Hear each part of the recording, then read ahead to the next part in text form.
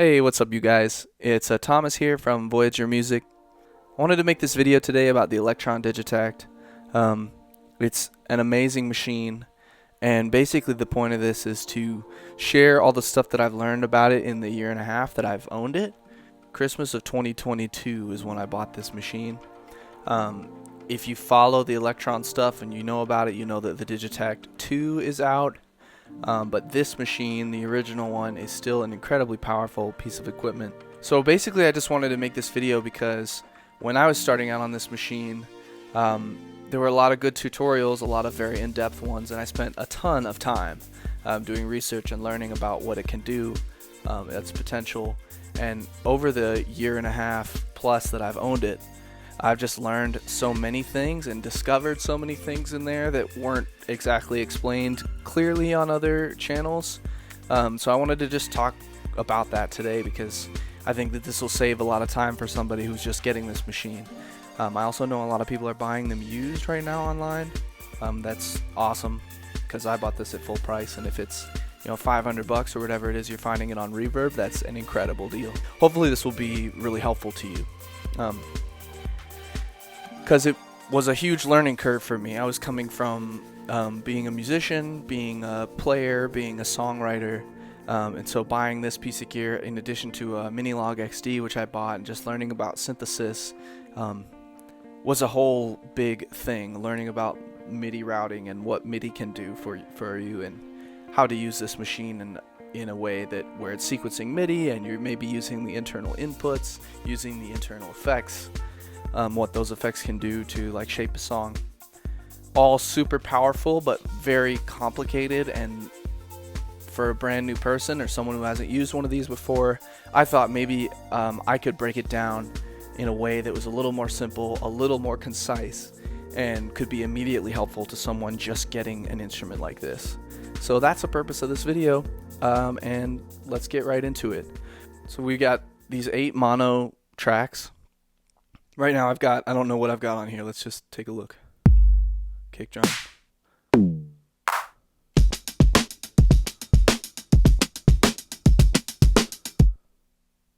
Sample.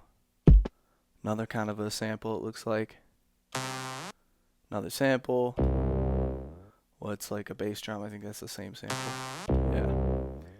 Okay, so these ones are the stock kick, snare, tom, clap. That one's not a stock sample. That one I got off Splice. So it's just like I want to change these first ones. So you got all these pages up here that help you navigate, but let's just go to track 1. Something that was big for me in learning this is that you can select a track by just hitting it. But if you're in a live setting and you're playing with somebody, or your friend has a sequencer or whatever, which is what I do in my group, I'll put a link for that in the bio.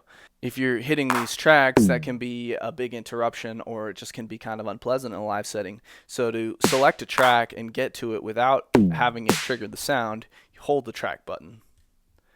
Whoops. And then you can go through and select and no sound.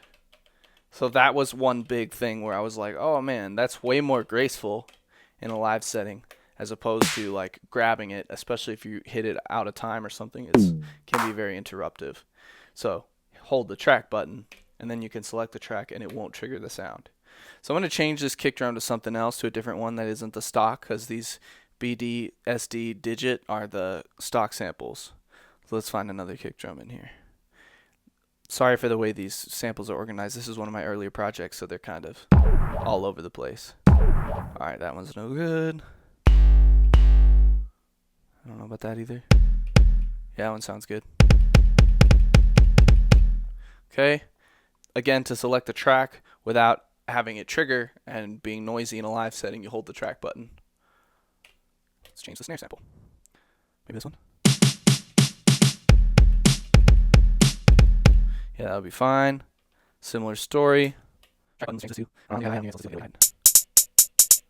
Hats are always, I feel, too loud. Why isn't that changing? Oh, it's just at its default. So I'm going to turn this hat way down.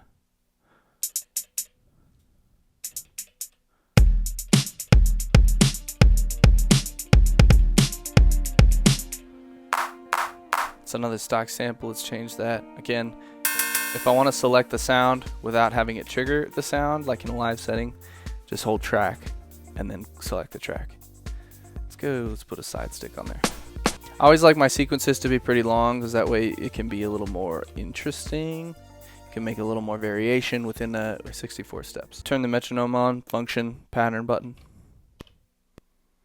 and you hear it.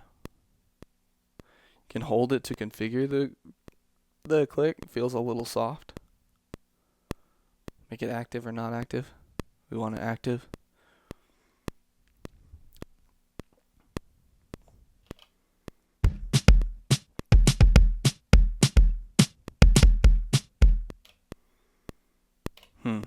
Oh, everything's muted. So another powerful thing. So I'm gonna go ahead and quantize that function. Quantize. Get everything. The global one is for the whole pattern. So we're not gonna quantize it at the track level, but quantize it at the global level. Everything's muted right now. So to get to the mute mode is obviously you hit function. Usually these will light up green or pink. We're just gonna turn them all on so we can hear that groove we just recorded.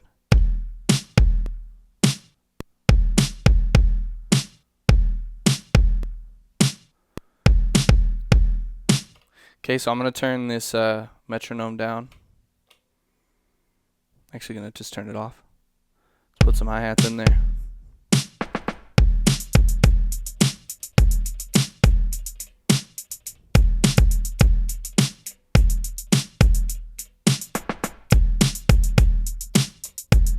Those are going to be immediately quantized too.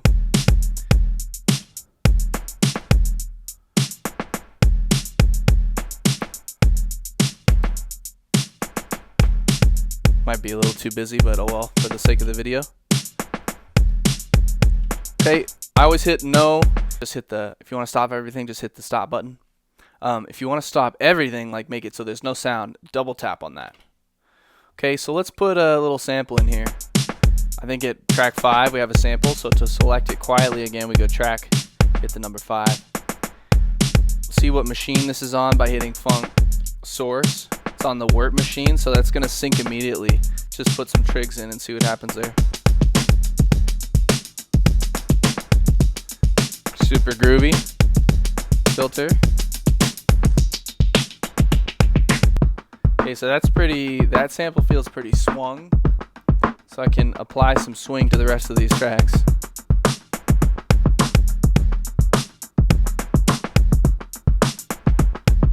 Groove's way harder. Like 60, maybe 59. Something that I do that's fun for performance is, say we want to grab this side stick that's doing this kind of random stuff. I'm going to mute this right here for a sec. We're on track 4, or we will be. Turn this delay up on this guy. Go to the delay right here. Make sure that this full spectrum's coming in. We got the ping pong, the stereo delay going on. You can turn this feedback all the way up. This was I came to this quite a bit later. And then mute everything. Bring it all back in.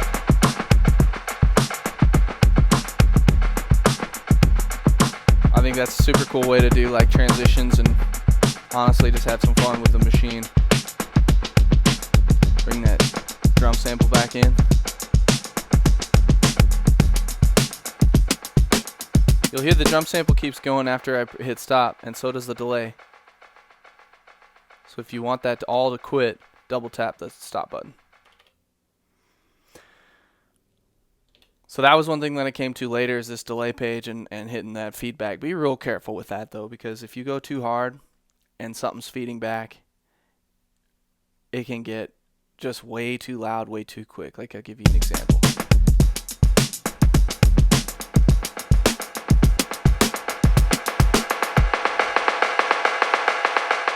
Because it continues feeding back on itself and it'll totally blow your speakers out, your system, whatever you're working with. And it can be super problematic.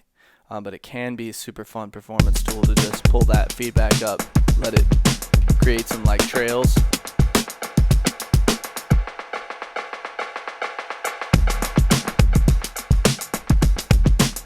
so awesome. I love that feature. The delay is way too fun to play with. Okay.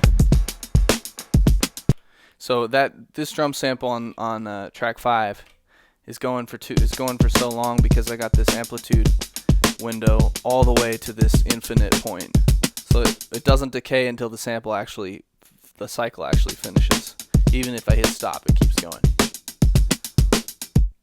Okay, so these are all just little things that I noticed about the machine that it's a super fun learning curve, honestly. I kept, over the course of this like past year and a half since I got it, I keep finding myself surprised and like discovering these little like tricks and little different things that this thing does that are super powerful. And like, I don't know, overall I watched a ton of tutorials. I tend to nerd out about the gear stuff, and if you're like me, you've probably seen a million of these, but I just felt like there wasn't anything like this where it was like there wasn't anything like what I'm showing you here, where it's like just step by step, like how I use this machine and these little things that I learned that honestly took me a really long time. So I'm sort of giving away my secrets, at least things that were secrets to me, even after watching a ton of tutorials. So yeah, the delay, getting to the delay page, getting to the reverb page. So let's find something melodic here. Again, holding this track button so that it doesn't trigger the sound, but I'm just able to select it. I think this is like that synth or something.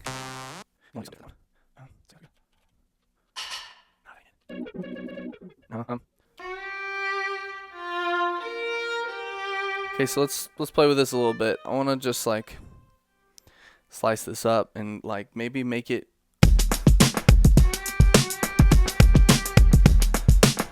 I like to use the slice mode a lot. It can create super unique stuff.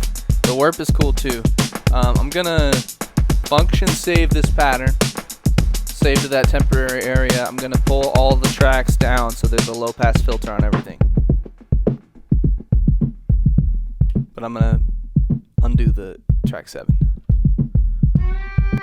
Is your full source mode?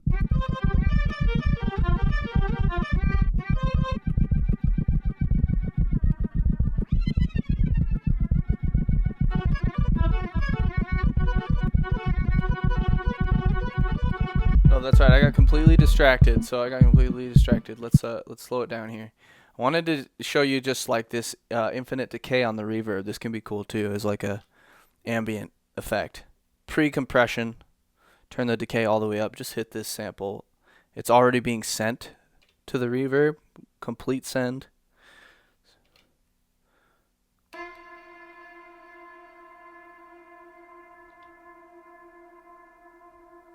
Might be better with a little more hold and a little more decay.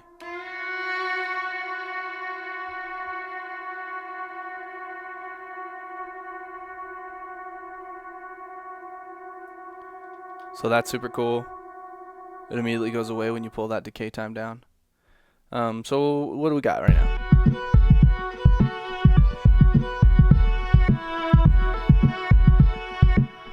Quite a bit going on. I'm going to turn the probability down.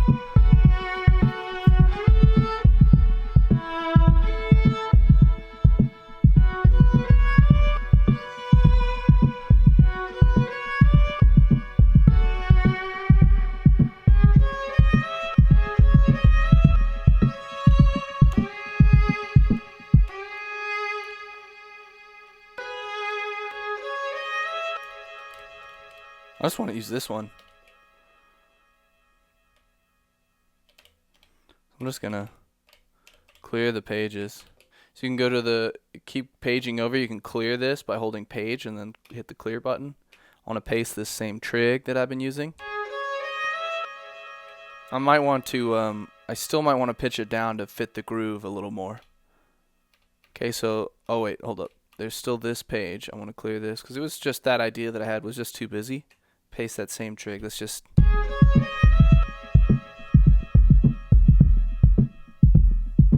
Oh, it's not happening a lot because I turned the probability way down. Feels like it's a little slow, so I'm going to pitch it up more. Maybe one more.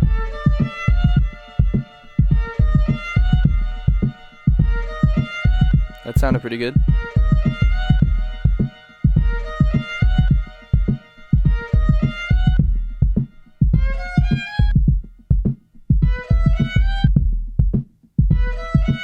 That's too fast, so let's keep it at 3. That was perfect.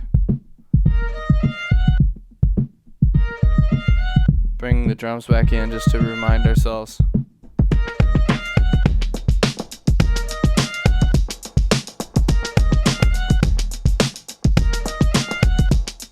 Remember, we got this.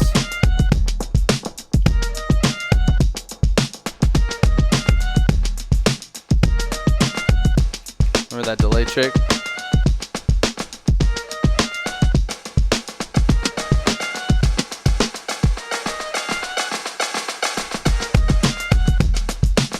Super groovy, super fun. All right, so I'm using the vocal bass for today. Digitakt going MIDI out into the MIDI in of the vocal bass.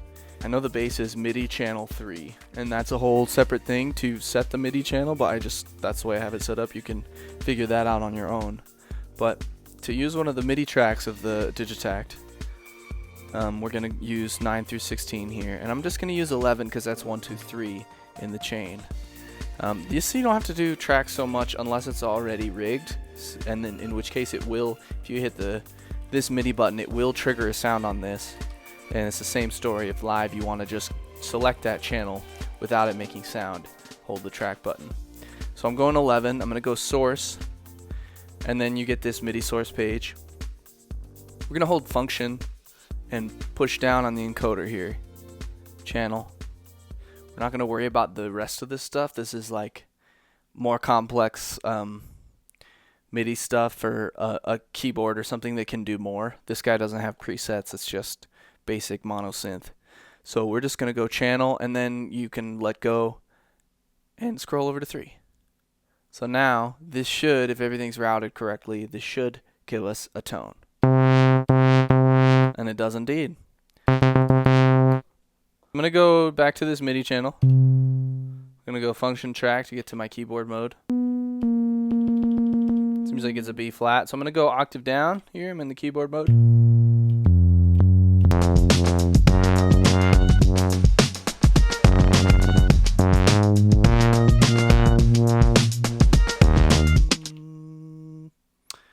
Actually, I feel like we're in a different key. Yeah, there we go. Okay, so I'm going to just erase that.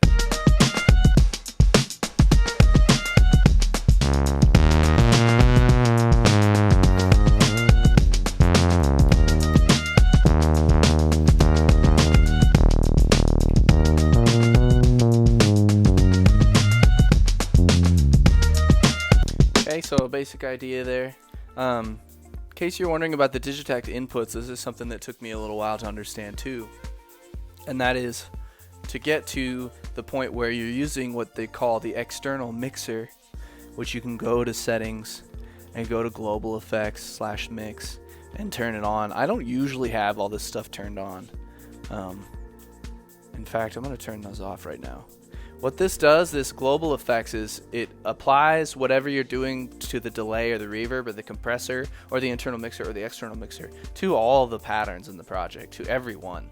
So it can be cool in that it like maintains a more consistent thing, whereas like the delay time, you know, is the same as an 8th triplet or a dotted 8th or whatever for every project, for every pattern in the project. For every pattern in the project. Same with the reverb, etc. So you're changing effects and you're changing patterns, and whatever effect you changed on the delay stays the same. I'll show you an example in a second. But in this case, the external mixer, I'm getting distracted. The external mixer is what they call these two inputs. And you want to get to that page by hitting function and then this master button. And that's the external mixer page. So if you're not getting sound and you're wondering what's going on, why it's not hearing anything, you got to get to this page, which also has the compressor, has the internal mixer, and then that external mixer page. And I just have this one I do have global, especially if I'm using stuff going through the inputs. Hit function, turn the input on the left and the right all the way up, or not all the way, but to 100, to like I don't know what they call that, it's got a name. And then so yeah, I find that to be super important, and that was something that took me a long time to even find that this page existed, which I feel dumb for now because it's really obvious, but that to me was a game changer, honestly. I was like, oh, snap. And you can run your external stuff through the delay and the reverb, and you can pan it and stuff. Super cool. Not really going to do a whole lot for bass, but like we could put delay on this bass. Just going to mute some stuff here. So the bass is going through the left input. I'm going to turn this decay down so it's short.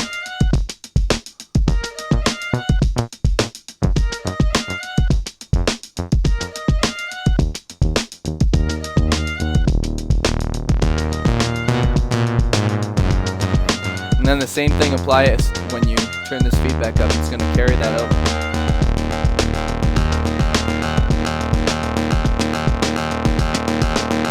Send it to the reverb. Again, that starts to feedback like crazy.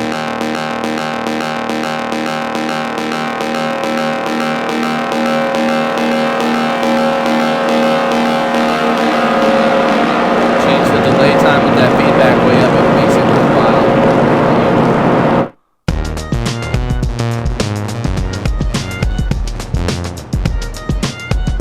So to get back to that page.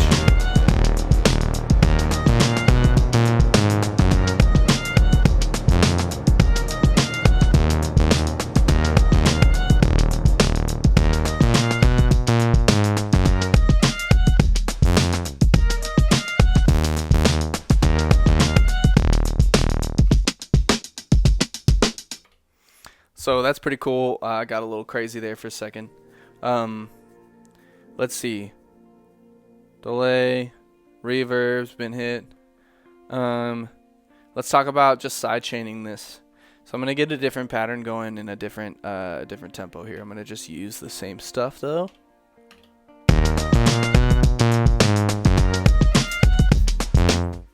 But I'm gonna speed this up to like, I don't know, 130, 129. And let's go clear it, clear that, clear that. That's fine. That's fine too. Clear this one though. That should be good. Okay, so let's go 4 on the floor. I'm gonna copy this page and paste it across. Gonna get this snare and I'm gonna put it on the 2 and the 4 and copy that. One more thing I wanted to show you is I really like to do like snare fills. So in my snare trigs, I'm gonna add a fill trig here, and I like the fills to kind of swell. So I automate the amp of these fill triggers. Paste, and now I paste this page again. Yep. So that one is gonna.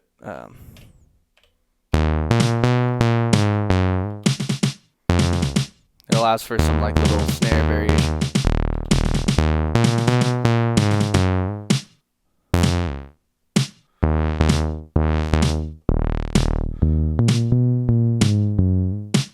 Okay, so sometimes for techno, if you're into that sort of thing, we like to have like some more stuff going on. So I'm just taking these and pasting them across, which may be way too much.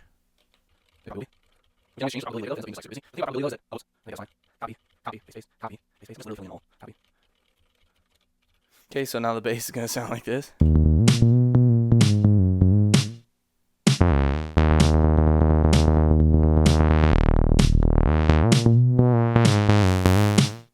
Okay, so let's say we want to fade in track 3. I go to source. This was powerful for me too. This level knob. So track 3 is unmuted, but I had turned the source all the way down. So that means I can fade it in. Play with this amp knob. Play with the pitch.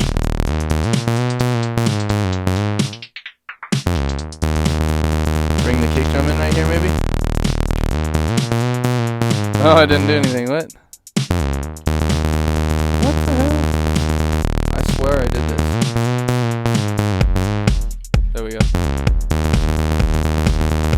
Bring this one in. Or, let's see. Mute it there. Unmute it here. Can't be heard. Slowly fade that in.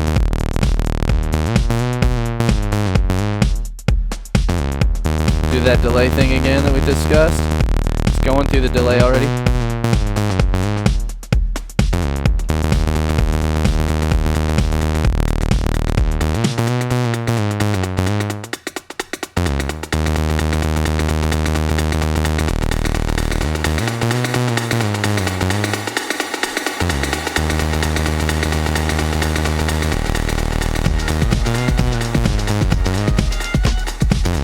Whoops, I don't like that much.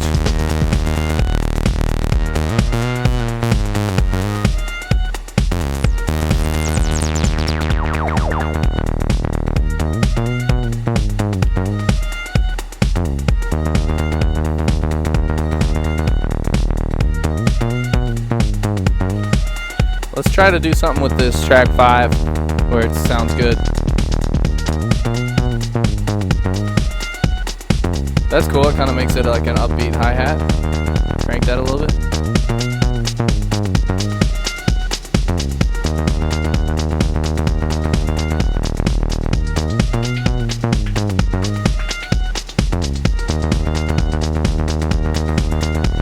Okay, so actually the point of doing this techno track was to show you this compressor situation, where you can get the compressor to be sidechaining off of the kick drum.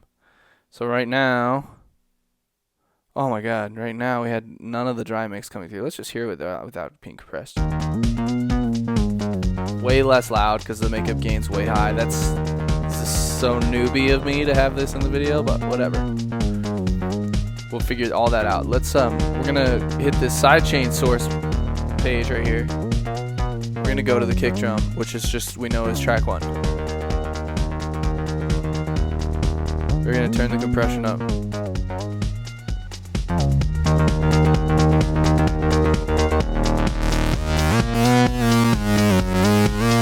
This might be way too loud.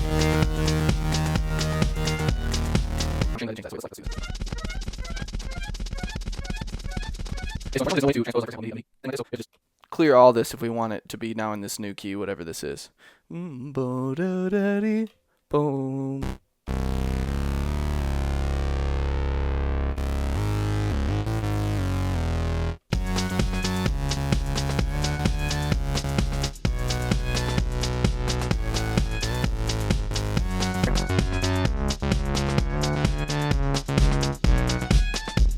Letting the kick through.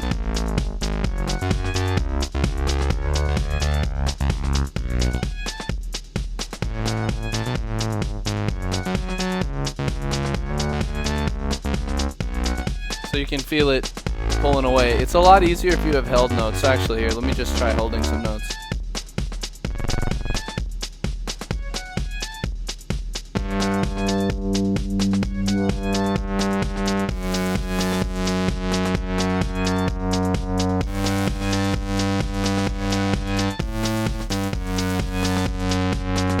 Feel it there.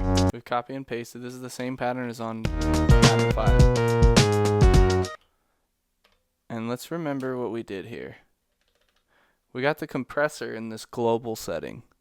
So it took what we just did. Remember how the compressor was messed up before? It's stayed the same across this pattern change. So now it is still sidechaining the track 1, but it's a different kick drum. Yeah, it's a way better groove. So it's still sidechaining, pulling away from that kick drum pattern. It's a little more spacious and a little bit more complex, so it's sort of harder to catch it. But you can see it when it's pulling everything back a little bit to make space for that track 1 sidechain to come through, which really allows the kick drum to pop. That's super powerful. You often use in like house music and stuff, but I think works for just about any type of music. It's not even a bass line I wrote in here. It's like a melody. Turn it up. Could sound cool with some reverb. Go into the external mixer settings. Turn this reverb up here.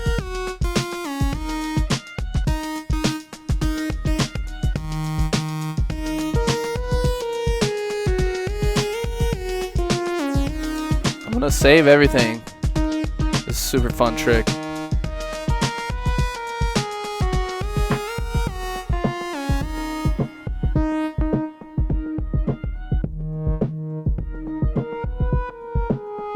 Mess it all up a little bit.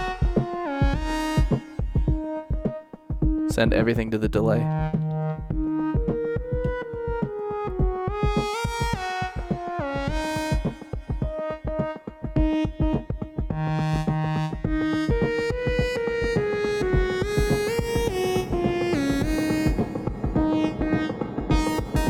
Reload.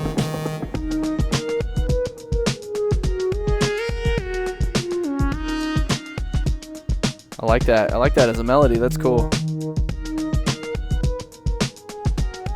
So, actually, I mean, this is supposed to be a bass module, but it can be melodic too. I like that, and I'm gonna take that pattern and I'm gonna put it somewhere else. I think this one is like that. I don't think anything's going on here. Nope. So let's paste it here.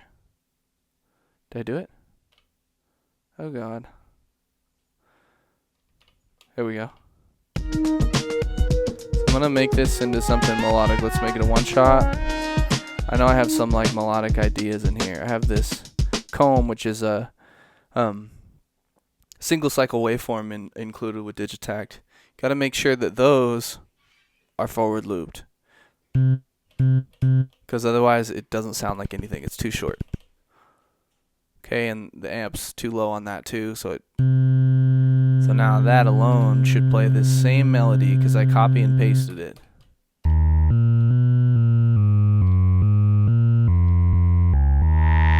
That sounds cool.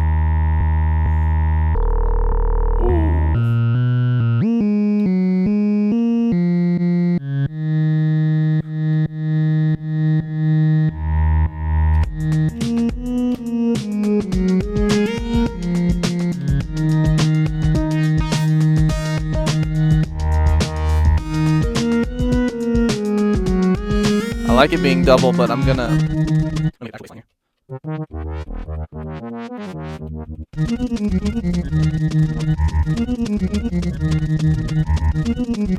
This last note on this guy. This one's too low, so I'm gonna bring this up an octave. D sharp 3, I'm gonna go to D sharp 4.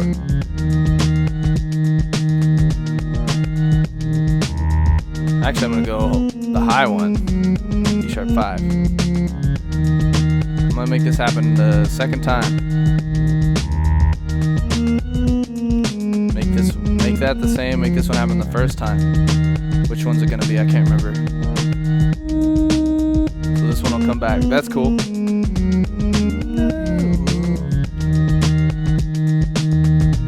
Save it to a temporary area. Everything. Save it to a temporary area, mess with everything.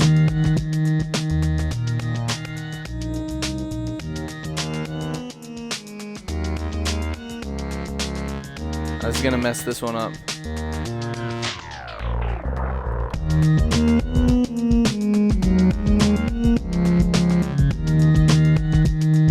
I like that. You can do a lot. You can go, we can save it again. We can change all the track samples.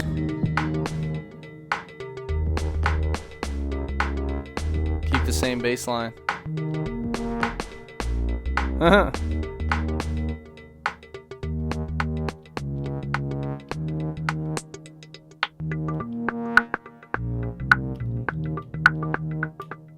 It's adorable.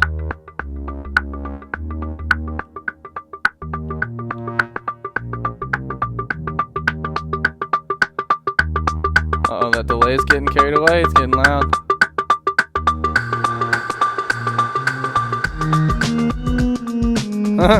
Oh, there's something completely random and different. That's so fun. I love that. This bass line is hitting a note that I don't like.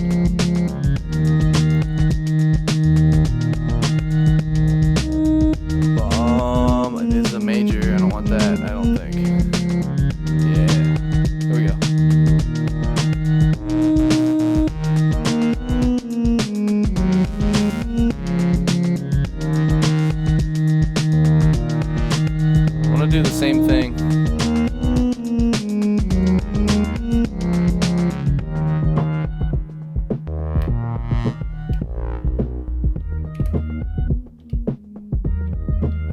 have that snare fill happening with the amplitude. I want to do something with the filter. That's perfect. There we go. Send that to the delay again. It's already going.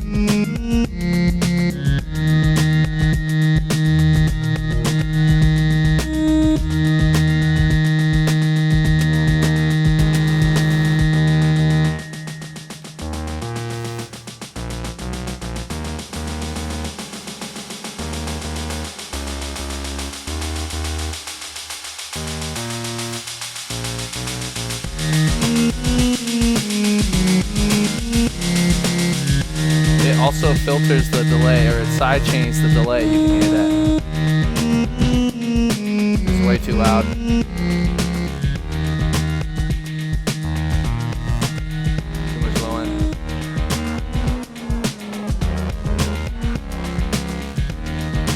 I like this. I like this beat though. This is sick.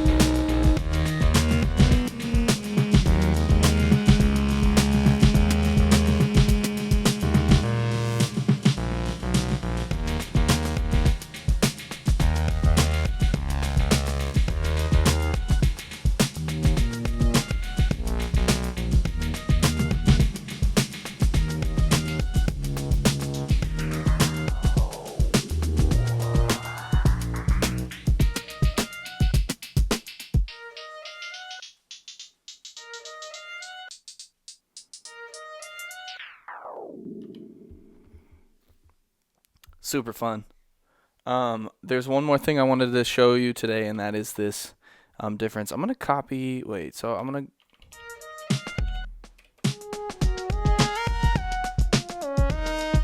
No, so I'm gonna erase that pattern, but I'm gonna copy this one to here.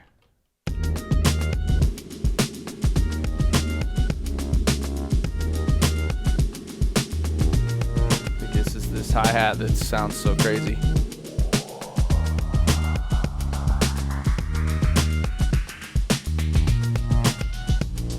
So awesome. This machine is incredible. The Digitakt 2 looks absolutely awesome too, but it's a ways off for me, probably as it is for many of you. Or you're the guy that just bought the Digitakt, and hopefully this video will be useful to you. I just wanted to do one more thing, and that is show how when you're in global effects and you agree to the delay and reverb being the same across the board, how it just stays through the pattern. So we're here, we're doing this, we have that hi-hat. We got the snare feeding to the delay, and the feedback's pretty high. We're gonna switch patterns here.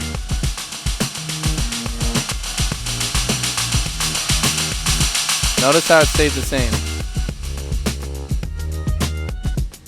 So we could do the same thing here if we turn the global delay off and then watch what happens. So pattern 5, we've got this delay. Let's say we go here and the feedback's still pretty high. Got a quarter on the delay time. Got a, I think, dotted eighth or something here. Yep. Feedback's still pretty high. Run it in through here. Get it going. Change the pattern. Here it goes. So there when you have the global effects off, you can do the delay per pattern, which can be a super cool effect. Just depends on what your needs are. But that was something that I found out like much later, like actually literally like last week. I was like, oh my god. I didn't know this. Same with the reverb, same story. We could show that too real quick. So the reverb, we're here in this pattern. Let's turn that delay down since we already did that. Send some stuff to the reverb.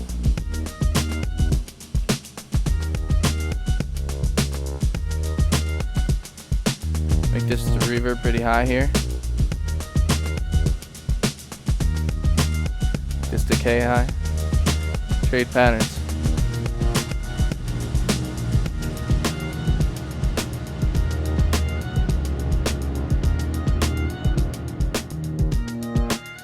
So it stays, but if you didn't select it for global effects and you were here and your reverb was like really high,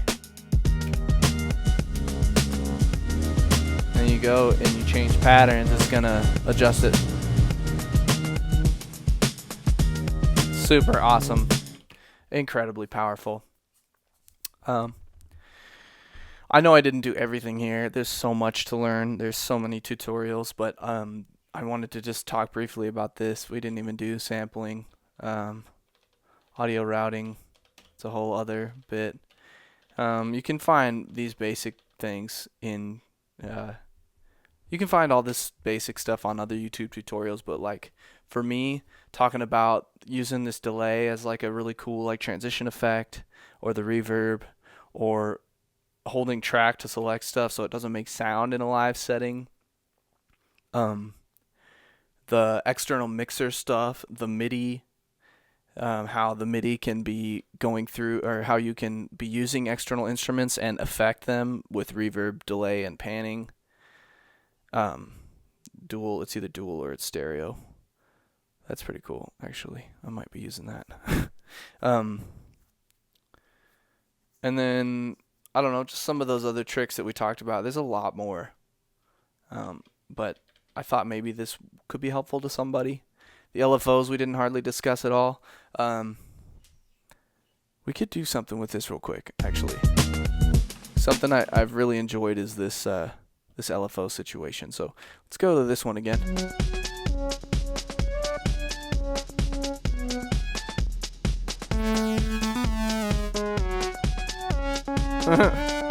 Alright, it's pretty lame. I'm gonna turn that off. I'm gonna go track 8, and I'm gonna make a bass out of something else. Let's go one shot.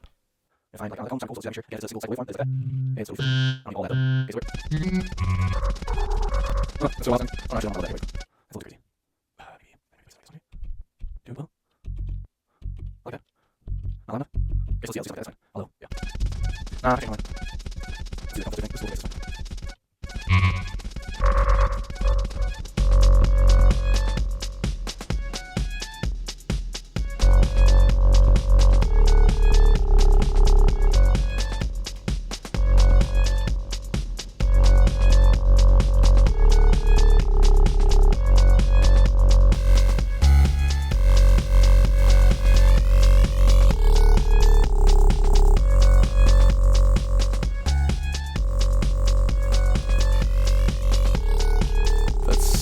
absolutely wild. I don't even know what I did. I automated something in here. I don't even know what it is, but it sounds really cool. So I think that's actually the sample rate reduction getting. If we go in here, sample rate reduction is going absolutely wild. That's sick. I like that. I'm gonna leave that. So from there we're gonna play with the LFO a little bit. I think it sounds really cool on bass to do volume, amp volume. And getting this right is tricky.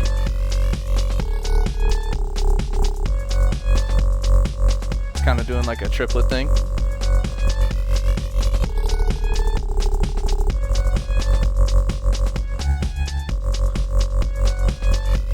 I find it really helpful to use BPM and speed to your advantage. Sometimes if the BPM's too fast, you can go back one notch. And again, I'm using function and twisting this encoder to find like the sweet spots. I think that means here on the speed that it's locked to the BPM, these sweet spots.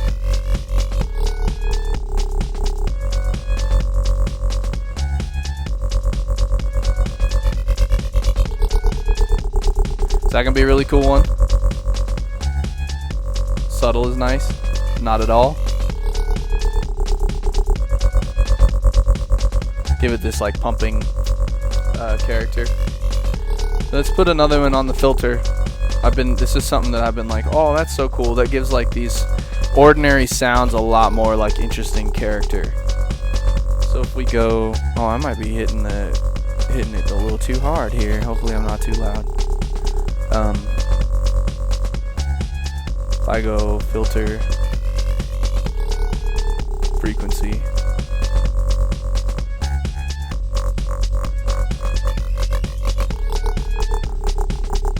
so you can hear that. Let's pull the amp volume back, again holding function to bring it to 0. If we turn the resonance up, you'll hear it. Like some dubstep type stuff there.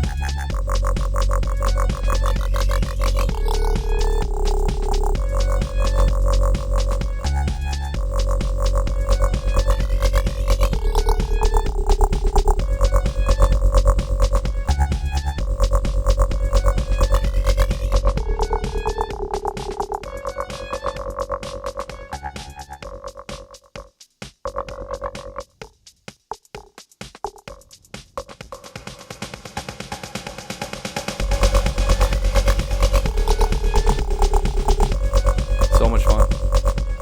That's super loud.